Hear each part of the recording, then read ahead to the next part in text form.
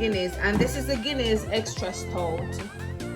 I'm going to use 1.5 bottles of Guinness.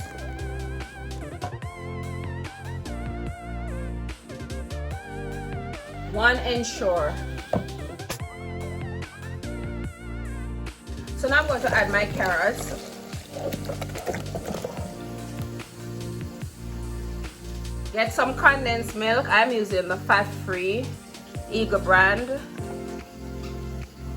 I'm gonna use like a half a can of it. You can use as much as you want. A little vanilla.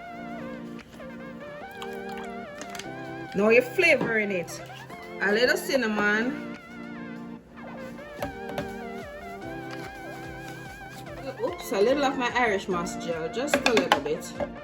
Just put a cover over this, lock it back, and then we're just gonna blend this.